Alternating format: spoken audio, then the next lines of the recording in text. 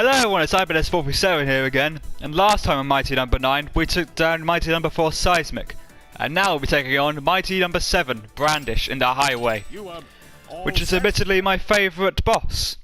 Well, in terms of design, and also he's quite challenging. His level's also admittedly the hardest in this game.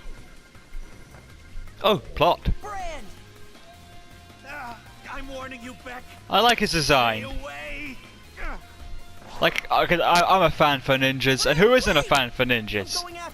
And he's a robot ninja, so that makes it even better. Just be sure to mind your step, Or worse, because technically he's more violent now. Or stronger, but hey, he but he looks cooler. And the main gimmick with these was that we have these traffic sign enemies.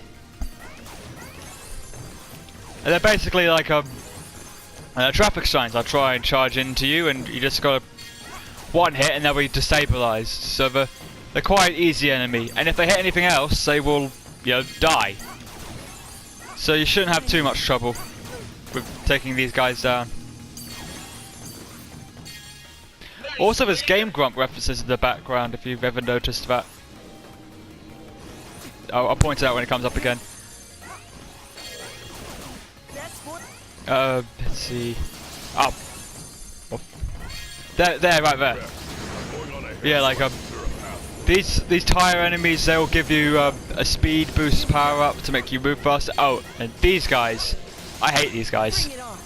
And they give you a defense boost, but like the whole reason is that their main attack is that they'll either move towards you and they'll drop a little mine that will like follow you and then explode, like with him. But since like the road is essentially the road is a bottomless pit in a sense. If you touch it, you'll die instantly.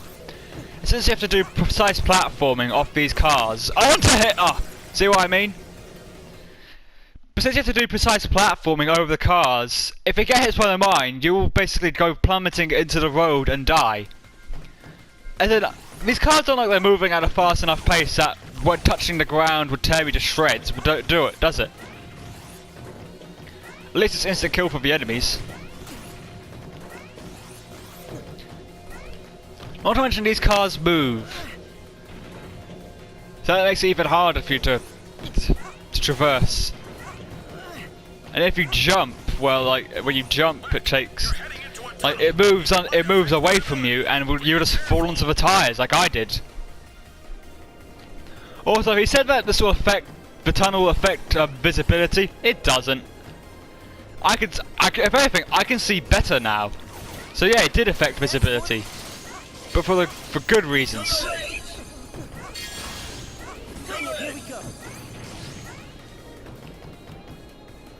Is there a car for me to jump on? There. You have to wait, otherwise sometimes you have to wait, otherwise you'll just be going plummeting to your death. Oh, but Here we go. Bring it on. now he's this guy here.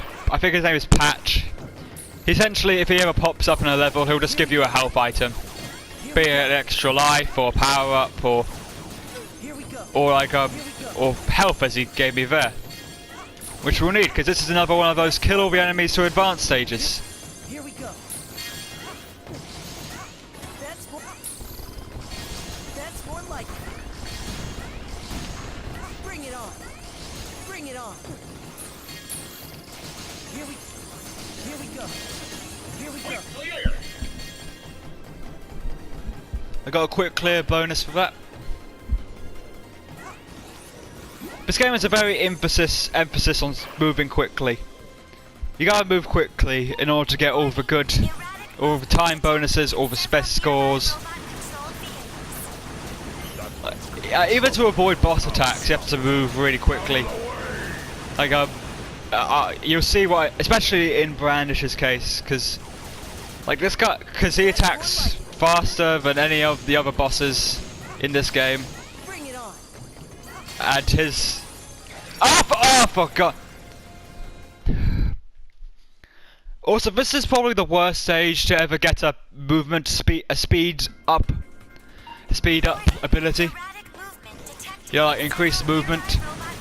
because you have to do precise platforming, and if you're slipping around, because for some reason when Beck jumps and lands, you have to sort of like a scutter thing. See, look here. Like he scutters a little bit. That's more likely. And what you basically makes it slippery movement. It's like walking on ice. In fact, it's not good when you have to do precise platforming over bottomless pit areas. I got 2 game overs on this level when I first attempt. Actually, was it 2? I'm gonna say 2, but I think it was more than 2. Oh! I'm gonna say 2, but I think it was more than 2. Away. At least you can grab the cars. Oh god! Oh yeah, and Brandish now will try and explode some of the cars.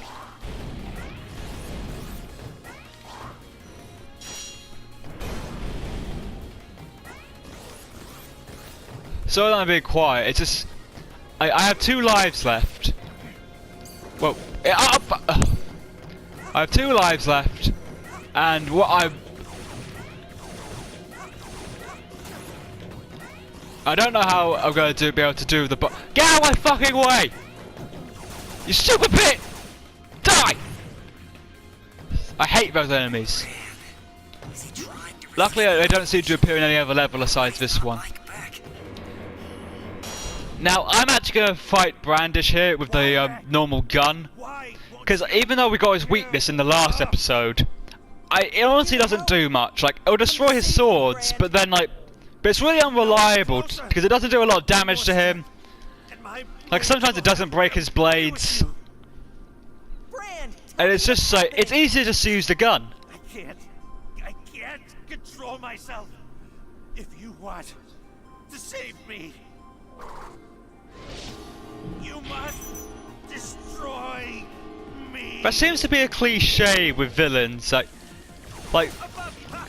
with like heroes gone bad. It's like, if you want to help me, you have to kill me.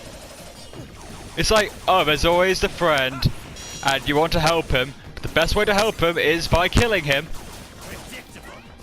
Now, with this boss, if I had to give tips, keep as far away from him as possible.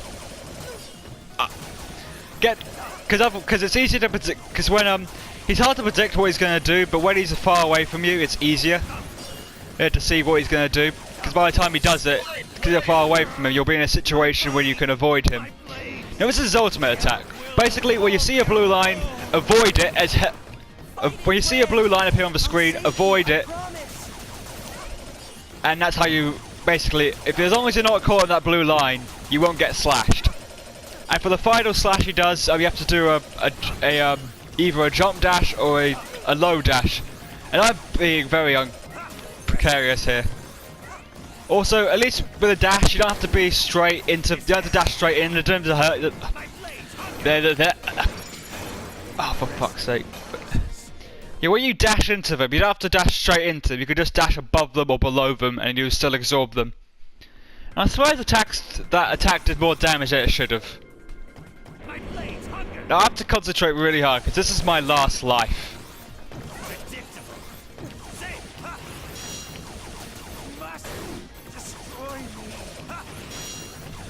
So I might be a bit quiet here.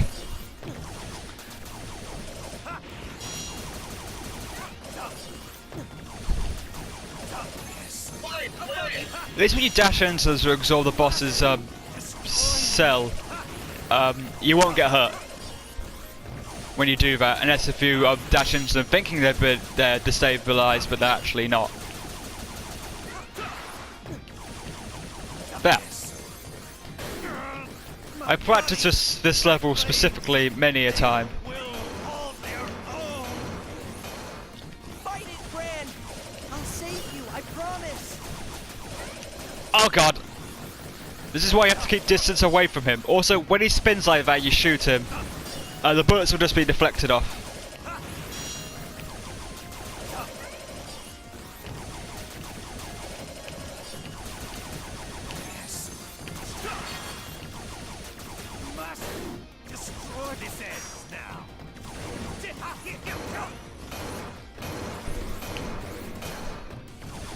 Okay, gotta make sure not to get hit. Come on. Yes! Oh! Oh!